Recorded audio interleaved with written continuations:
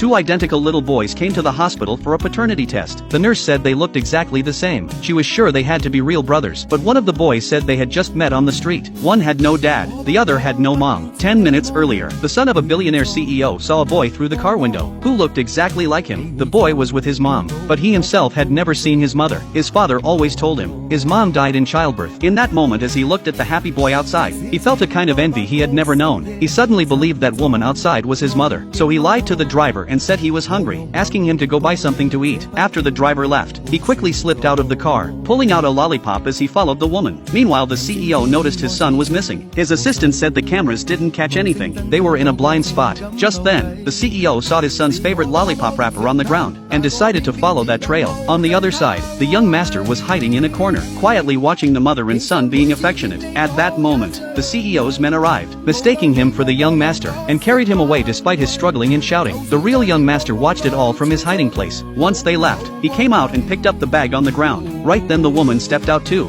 and wanted to take him home. The young master had longed for a mother's love, so he didn't explain and just went with her. On the other side, the mistaken boy was brought to the CEO's house. The butler feared he might run again, so he picked him up and held him tight. But the boy kept struggling, insisting he wasn't their young master. But the butler just thought he was being naughty, and didn't listen at all. Until they entered the living room, the boy saw the CEO, and noticed they looked somewhat alike. He pointed at him without thinking, but was scolded for being rude. The boy got angry, and demanded to know why they kidnapped him. He even threatened to call the police and report them for child trafficking. Just as the CEO was about to explode, the butler quickly covered the boy's mouth. But it was useless. The boy was locked in a room. There he accidentally saw a photo, and the boy in the photo looked exactly like him. The clever boy instantly realized they got the wrong person. Meanwhile, the real young master was sitting at the dining table, eating happily, enjoying the warmth from the woman. At the same time, the boy locked in the room was thinking of a way to escape. He started running around to raise his body temperature, until he was sweating all over. Then he made noise on purpose, drawing the butler into the room. Thinking the boy had a high fever, he quickly carried him out and arranged a ride to the hospital. Once at the hospital, the boy seized the chance and asked the nurse for help, saying the bodyguards and the butler were traffickers. The doctor and nurse were shocked, and immediately called security to detain everyone. The director rushed over, but the nurse told him it was a trafficking case. The director quickly corrected her, saying they were the CEO's bodyguards, and this was the CEO's son. Back at the CEO's house, the butler found the room empty. The boy had escaped through another door in the exam room. He ran home as fast as he could, but the scene before him left him stunned. He saw a boy who looked exactly like him, sitting in his own home.